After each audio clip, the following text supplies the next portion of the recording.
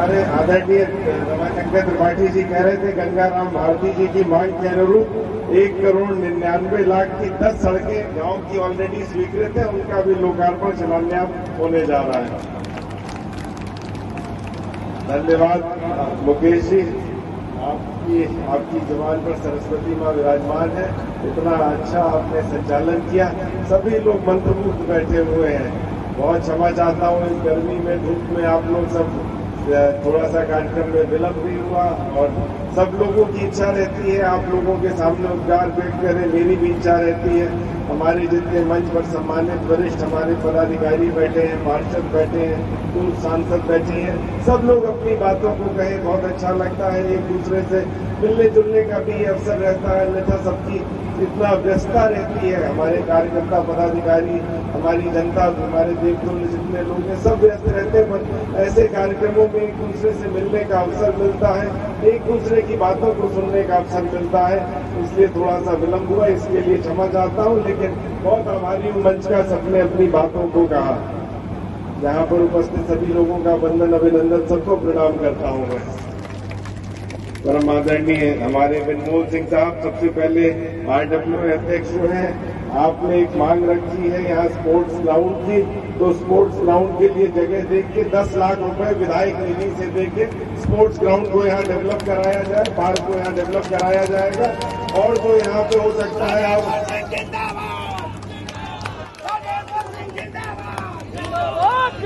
यहाँ पे जो भी जिस तरह से भी पार्क डेवलप कराया जा सकता है उसको कराया जाएगा।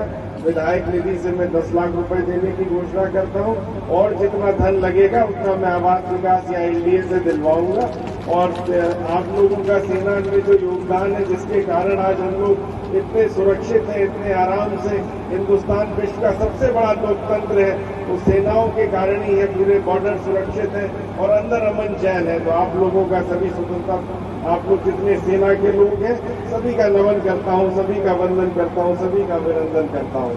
और यहाँ पे मेरा पहले भी एक प्रयास रहा है, बगल में नीलमथा है, आदरणीय टंडन दुबे साहब बैठे हैं, इनसे मैं पिछले कुछ दिनों से लगातार आग्रह कर रहा हूँ, जिसपे इन्होंने स्वीकार किया है कि एक बहुत बड़ा हमें अपने स्वतंत्रता के सेनाओं, जितने हैं हमारे स्वतंत्रता संग्राम सेनानी और हमारे जितने सैनिक, शहीद सैनिक हैं, उनकी स्मारक के रूप में एक बहुत बड़ा पार्क विकसित किया जाए और उनके सबके पत्थर लगाए जाए, और वहाँ पे एक हम बहुत खूबसूरत ओपन जिम भी बनाए, लोगों के टहलने के लिए भी बनाए, और वो पार्क इतना अच्छा हो, पूरे लखनऊ में उस पार्क को जाना जाए कि ये हमारे शहीदों के नाम पे पार्क है, सरोजनी नगर का पार्क है, और लोग उसको देखने आए। तो मेरा मानना है, वो मेरा प्रयास रहेगा कि इस वर्ष में जो पार्क जो है बन के तैयार हो जाए, आदरणीय कर्नल दुबे साहब का और आप सबका सहयोग उसमें अपेक्षित है। मंच पर उपस्थित हमारी बड़ी बहन रीना चौधरी जी, हमारी वरिष्ठ पार्षद श्रीमती गीता देवी जी, आदरणीय श्री शंकरी सिंह जी, आदरणीय श्री राजेश सिंह चौहान जी, आदरणीय श्री PK मिश्रा साहब, आदरणीय श्री गंगाराम भारती जी, आदरणीय श्री रमाशंकर त्रिपाठी जी, आदरणीय श्री ब्रजमोहन शर्मा जी हमारे पार्षद, हमारे आदरणीय श्री कौशलेन्द्र द्विवेदी जी हमारे पार्षद, आदरणीय श्री सौरभ सिंह मोनू जी, श्री कमलेश सिंह जी आदरणीय पार्षद, श्री विमल तिवारी जी आदरणीय पार्षद, लवकुश रावत जी मेरे भाई, संजीव अवस्थी जी हमारे पार्षद, श्री KPS राठौड़ साहब हमारे वरिष्ठ सदस्य, हमारे बहुत ही कर्मठ इस समय भारतीय जनता पार्टी के लिए लगातार जुटे रहते हैं, हमारे आदरणीय श्री अमोद कुमार जी, हमारे आदरणीय श्री विवेक सिंह तोमर साहब, हमारे आदरणीय श्री राजन मिश्रा जी, आदरणीय श्री विनोद मौर्य जी, सभी और मंच पर जितने लोग हैं सभी को बहुत बहुत प्रणाम करता हूँ, बहुत बहुत धन्यवाद देता हूँ। सब लोग आए, इस कार्यक्रम की सबने शोभा बढ़ाई। पुनः एक बार माताओं बहनों को प्रणाम करता हूँ। सरोजनी नगर को तो मैं अपना परिवार मानता हूँ। जितना प्यार आप लोगों से पिछले 1.5 वर्षों में मुझे मिला है वो शब्दों में बयान नहीं किया जा सकता। तो मेरा तो प्रयास रहता है क्या चीज मैं कर सकूं जिससे हमारे लोगों को कोई कष्ट ना हो और जिंदगी और सुगम हो जाए। बिजली, पानी, सड़क, ये तो बेसिक चीजें हैं, इसके लिए तो हम 24 घंटा प्रयासरत रहते हैं। जितनी ज्यादा से ज्यादा सड़कें सरोजनी नगर में बन जाएं, जितनी ज्यादा से ज्यादा बिजली के कनेक्शन और ट्रांसफार्मर्स लग जाएं ताकि बिजली की समस्या से न जूझना पड़े, हर घर नल योजना हर घर तक पहुंच जाए, स्वच्छ पीने का पानी हो, और सबसे बड़ी समस्या जो जल भराव की है, पिछले 1.5 वर्षों से जब से मैं आया हूं लगातार, चाहे मुझे विधानसभा में प्रश्न उठाना पड़ा हो, चाहे मुझे मुख्यमंत्री जी से मिलकर उस इशू को रेज करना पड़ा हो, चाहे लगातार मुझे पत्राचार करना पड़ा हो, वरिष्ठ लोगों से मिलना हो, उसके लिए मैं लगातार लगा हूं। और उसी का परिणाम है कि आप लोगों के आशीर्वाद से लगभग 20 नए नाले सरोजनी नगर के लिए स्वीकृत हो गए। कल भी मैं माननीय मुख्यमंत्री जी से मिला था और मेरा एक ही उनसे रिक्वेस्ट थी कि इस जल भराव से मुक्ति हमको चाहिए। उसके लिए मैंने उनसे अनुरोध किया कि मुख्य सचिव की अध्यक्षता में एक समिति बनाई जाए, जिसमें नगर निगम एमएनए रहे, जिसमें वीसीएलडीए रहे, प्रमुख सचिव नगर विकास रहे, प्रमुख सचिव बिजली विभाग के रहे, प्रमुख सचिव सिंचाई रहे और संबंधित अधिकारी रहे, जो हर तीसरे महीने यहाँ की समीक्षा करें, क्योंकि जल भराव एक बड़ी गंभीर समस्या है और वर्षों से यहाँ चली आ रही है। इसका कोई उपाय एक सिंगल नाला बनाने से या सिंगल कोई रोड बनाने से या सिंगल सीवर बनाने से नहीं दूर होगा। इसके लिए एक बृहद प्लान की आवश्यकता है और उसमें लगातार 2-3 वर्षों तक काम किए जाने की आवश्यकता है। तो आदरणीय मुख्यमंत्री जी का मैं हृदय से आभार व्यक्त करता हूं। उन्होंने मेरी बात को माना और उसका आश्वासन दिया कि जल भराव की समस्या यहाँ की दूर कराई जाएगी और मुख्य सचिव जी की अध्यक्षता में एक समिति बनाई जाएगी, क्योंकि किला मोहम्मदी ड्रेन की भी रिमॉडलिंग होनी पड़ेगी, नए नाले बनने पड़ेंगे, नए सीवर लाइन्स बननी पड़ेंगी और जितना अतिक्रमण हो रखा है तालाबों पे उन अतिक्रमण को हटाना पड़ेगा, एसटीपी प्लांट्स लगाने पड़ेंगे ताकि गंदे पानी को साफ कर सके। लगातार ये कार्य करना पड़ेगा, तब जाके हमें इस जल भराव की समस्या से मुक्ति मिलेगी। लेकिन मैं आपको आश्वस्त करता हूं, आने वाले वर्षों में ये समस्या बिल्कुल खत्म हो जाएगी। हमारे अखिलेश जी ने और सभी लोगों ने बाकी जो कार्य हो रहे हैं वो सब बताया ही आपको, उसको मैं रिपीट नहीं करना चाहता हूं। मेरी मंशा रहती है कि राजनीति में इसको एक जनसेवा के रूप में देखा जाए। ये कोई, मैं जातिवाद की राजनीति में युवाओं के पास जाता हूं तो कहता हूं इस जातिवाद की राजनीति से दूर रहना, तुम्हारे पास समय नहीं है, तुम्हारे पास वही 5 से 8 वर्ष है अपने आप को बनाने के लिए, अपने एग्जाम को देने के लिए। पहले जो आईएएस पीसीएस का एग्जाम जो जहाँ पे 50,000 1 लाख लोग बैठते थे, आज 15 लाख लोग आईएएस पीसीएस का इम्तिहान दे रहे हैं, उसमें से 1000 में सेलेक्ट होना है तो कितना टफ एग्जाम हो चुका है। तो इसलिए जातिवाद इत्यादि की राजनीति से हटा के अपना समय पढ़ाई में आपको लगाना है और अपना बेस्ट परफॉर्मेंस देना है। उसके लिए आपको मेंटली फिट रहना है, फिजिकली फिट रहना है और आज का समय डिजिटल शिक्षा का है। आज का समय डिजिटल शिक्षा का है, डिजिटली बहुत लिटरेट रहना है। आने वाले चैलेंजेस को स्वीकार करना होगा। किस हिसाब से देश बदल रहा है, विश्व बदल रहा है, युवाओं को उसके लिए तैयार होना पड़ेगा। मेरे कितने युवा साथी बैठे हैं, आने वाले समय में 10 वर्षों बाद ये देश आप ही के कंधों पे होगा। अगले 30-40 वर्षों तक इसको आपको आगे लेके जाना है, तो आपको बहुत मजबूत होना पड़ेगा। ये जातिवाद की राजनीति, ये क्षेत्रवाद की राजनीति, ये भाषा की राजनीति, ये देश को कमजोर करती है, समाज को कमजोर करती है। इससे हमें अलग हटना है, हमें एकजुट रहना है, देश को मजबूत करना है और हिंदुस्तान को हमें नई ऊंचाइयों पे लेके जाना है।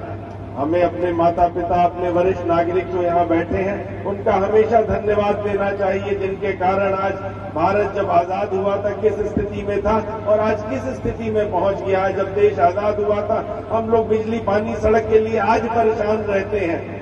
आज हम परेशान रहते हैं, तब सोचिए क्या स्थिति रही होगी जब मात्र 4 लाख किलोमीटर की सड़कें थी, जो आज 64 लाख किलोमीटर सड़कें हिंदुस्तान में बन चुकी हैं। जब मात्र 1300 मेगावाट बिजली का उत्पादन होता था, जो आज 4 लाख मेगावाट से ज्यादा हो चुका है। पहले जहां मात्र 7,000 अस्पताल हुआ करते थे, आज 70,000 से ज्यादा हो चुके हैं। हिंदुस्तान बदल चुका है। 25 विश्वविद्यालय थे, आज 1000 से ज्यादा विश्वविद्यालय हैं। पूरे दुनिया में हम दूसरे स्थान पर हैं शिक्षा के मामले में। हिंदुस्तान बदल चुका है और इसको आपको और आगे लेके जाना है, तो आपको मजबूत होना पड़ेगा, आने वाले चैलेंजेस को स्वीकार करना पड़ेगा और आपको देश को आगे लेके जाना पड़ेगा। मेरा इसीलिए युवाओं के लिए प्रयास रहता है, जब से राजनीति में आया हूं, कि युवा स्वस्थ रहे। इसके लिए सरोजनी नगर की स्पोर्ट्स लीग लगातार खेल का मैदान उनके लिए खुला रहता है, अवसर उनको उपलब्ध कराता रहता हूं। बेटियों के लिए और युवाओं के लिए डिजिटल शिक्षा बहुत महत्वपूर्ण है। अब तक हम लोगों ने 20 कॉलेजों में 200 से ज्यादा कंप्यूटर देके 20 डिजिटल लाइब्रेरी स्थापित कराई है। मेरा लक्ष्य है, मेरा मानना है, मेरा प्रयास है कि सारे स्कूलों में स्मार्ट क्लासेस होनी चाहिए, सभी स्कूलों में कंप्यूटर की शिक्षा होनी चाहिए। आदरणीय योगी आदित्यनाथ जी, आदरणीय मोदी जी लगातार प्रयास कर रहे हैं। आप महत्व को समझिए, कितना तेजी से युग बदल रहा है। पहले मात्र 8 करोड़ 2014 में जब डिजिटल इंडिया कैंपेन आया था, मात्र 8 करोड़ इंटरनेट के कनेक्शन थे। आज 83 करोड़ है। कितनी तेजी से नए 75 करोड़ नए कनेक्शन आ गए।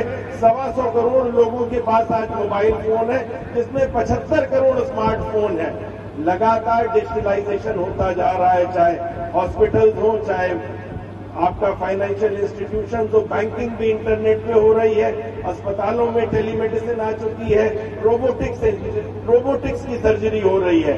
तो इसलिए कंप्यूटर का ज्ञान हर फील्ड के लिए बहुत आवश्यक है, युवाओं के लिए आवश्यक है, और जो मिडिल एज में लोग हैं उनके लिए भी आवश्यक है। उनको भी कंटिन्यूअसली अपने को अपग्रेड करना पड़ेगा। आने वाली नौकरियों का स्वरूप बदलता जा रहा है।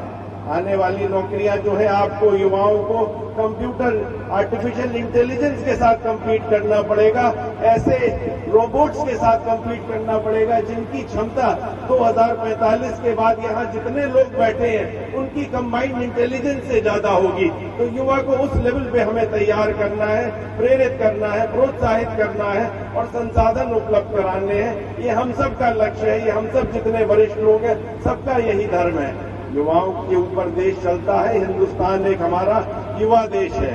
हमारी आधी आबादी 140 करोड़ में आधी आबादी 70 करोड़ आबादी जो है हमारी 25 वर्ष से कम की है, और 65% आबादी लगभग 80 करोड़ की आबादी 35 वर्ष से कम की आयु के लोगों की है। ये युवा देश है, यही हमारा फायदा है। युवाओं के पास उत्साह होता है, युवाओं के पास साहस होता है, युवाओं के पास नई क्षमताएं होती हैं, नई योजनाएं होती हैं, नए सपने होते हैं। इसीलिए मैं स्कूलों को गोद ले रहा हूं, कंप्यूटर गिफ्ट करके वहां पे लाइब्रेरी खुलवा रहा हूं, उनके लिए खेलने के मैदान बनवाता जा रहा हूं।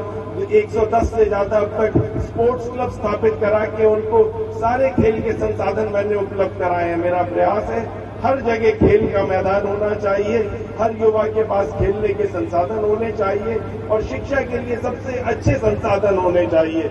जितना हमारा युवा बढ़ेगा उतना हमारा देश आगे बढ़ेगा।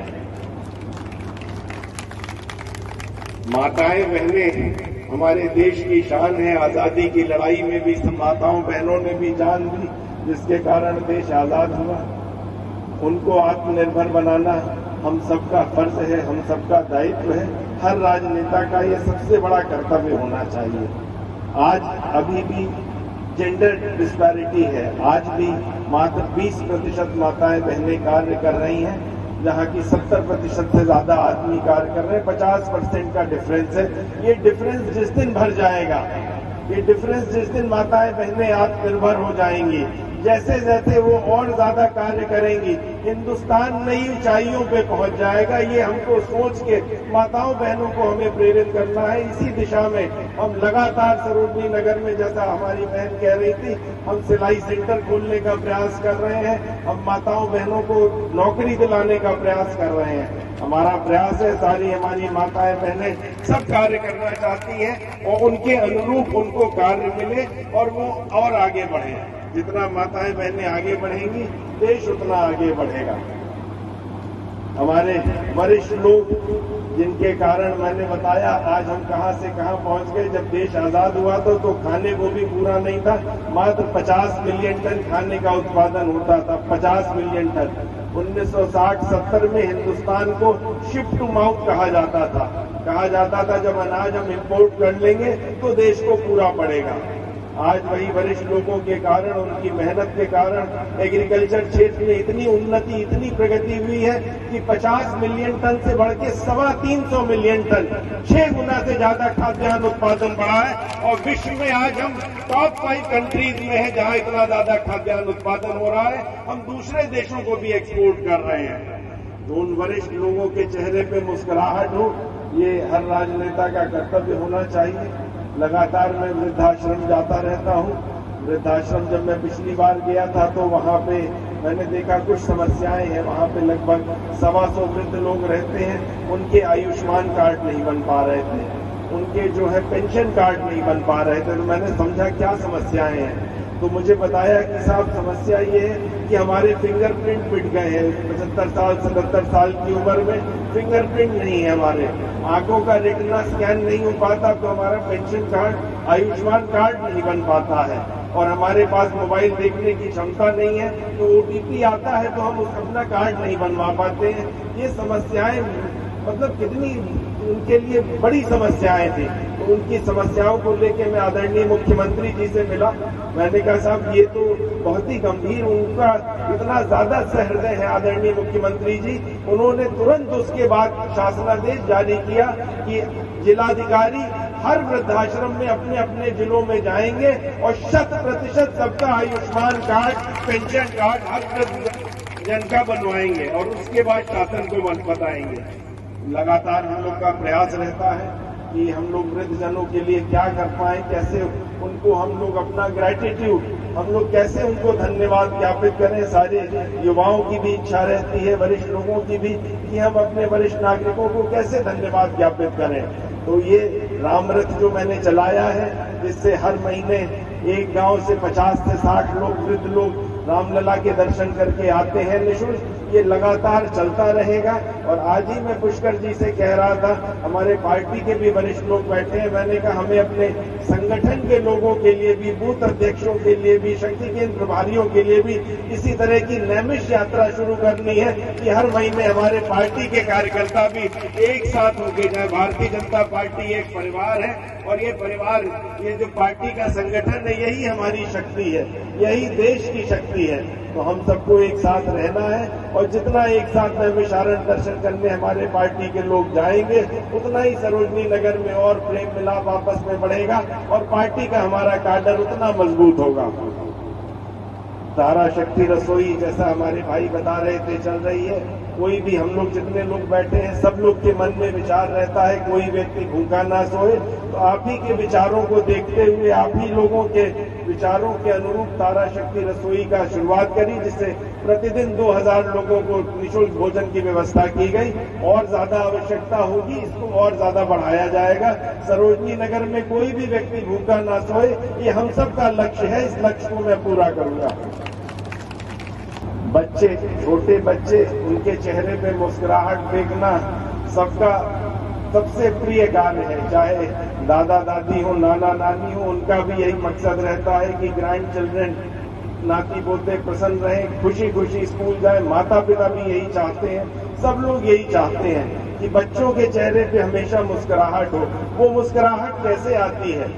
मैं जब स्कूलों का भ्रमण कर रहा था, सरोजनी नगर में 193 प्राइमरी स्कूल है सरकारी, जिसमें लगभग 22,000 बच्चे पढ़ते हैं। जब मैं स्कूलों में गया, मैंने टीचरों से पूछा कैसा चल रहा है। बच्चे बोलो, उनका सबका ये कहना था साहब, जब कोई खाली पीरियड होता है या किसी दिन टीचर नहीं आता तो बच्चे स्कूल छोड़ के सब गांव भाग जाते हैं, कोई बच्चा स्कूल में नहीं रुकता।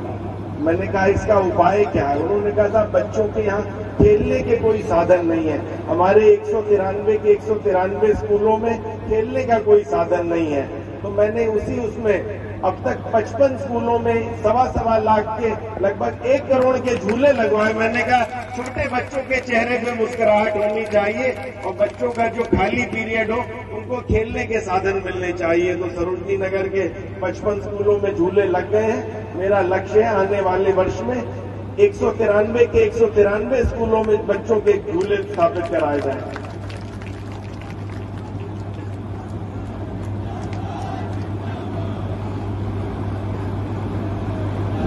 अभी कुछ हमारे स्कूल ऐसे हैं जहां पे बच्चे अभी भी टाट पट्टियों पे पढ़ रहे हैं। कल ही मैं ब्लॉक एजुकेशन ऑफिसर से और बीएसए से मीटिंग में कह रहा था कि हमें सारे उन स्कूलों की लिस्ट दे दीजिए।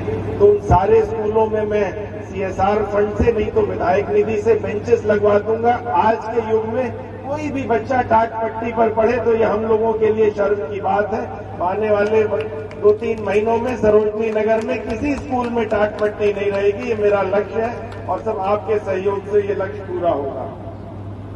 हमारी माताएं बहनें बहुत अच्छा तारा शक्ति केंद्र, जो सिलाई केंद्र चल रहे हैं, कार्य कर रही हैं। अब तक लगभग 7,000 से ज्यादा झोले बना चुकी हैं और उन बैग्स को मैं बच्चों को दे रहा हूं, क्योंकि प्लास्टिक का दुरुपयोग हम लोगों को कम करना है। प्लास्टिक जितना ज्यादा एनवायरमेंट में जा रही है उतना ज्यादा ये हानिकारक है। आने वाली पीढ़ी के लिए, हम लोग का तो समय निकल गया, आने वाली पीढ़ी को अभी 60-70 साल देखना है, लेकिन जिस हिसाब से एनवायरनमेंट के ऊपर अगर हम लोग सचेते नहीं, यदि हम लोगों ने अपनी आने वाली जनरेशन को आगाह नहीं किया, उनको हमने सिखाया नहीं, तो आने वाले दुष्परिणाम होंगे और उनकी सेहत के लिए अच्छा नहीं होगा। इसलिए प्लास्टिक के उपयोग को रोकना, उनके स्वास्थ्य के लिए ध्यान देना और उनके वातावरण, उनके पर्यावरण के प्रति उनको जागरूक करना, ताकि पेड़ लगाएं, बिजली का वेस्ट ना करें, साइकिल पे चलने की थोड़ी सी आदत डालें, गाड़ी का उपयोग कम करें। ये बहुत आवश्यक है और ये हम लोग का, किसी भी राजनेता का ये बहुत बड़ा दायित्व है। ये बहुत गंभीर बातें हैं। आज की समय में 48 डिग्री 50 डिग्री तापमान जा रहा है। क्या 20 वर्ष पहले वरिष्ठ लोग बैठे, आप लोगों ने सुना था कि 50 डिग्री कहीं तापमान जाए? आज बुंदेलखंड में, झांसी में, राजस्थान में 52 डिग्री पारा पहुंच जा रहा है। आप सोचिए 20 वर्ष बाद क्या होगा। यदि इसी तरह से तापमान बढ़ता रहा तो आने वाले बच्चों के भविष्य पे क्या असर पड़ेगा। हमें इसको रोकना है, हमें उन्हें जागरूक बनाना है पर्यावरण के प्रति और हमें अपना भी कर्तव्य निभाना है। बहुत छोटे छोटे से उपाय पेड़ लगाने हैं। योगी आदित्यनाथ जी ने 135 करोड़ पेड़ लगा के उत्तर प्रदेश का एक रिकॉर्ड बनाया। उनका मैं वंदन करता हूं, अभिनंदन करता हूं, उनका नमन करता हूं। ऐसी सोच बहुत महत्वपूर्ण है।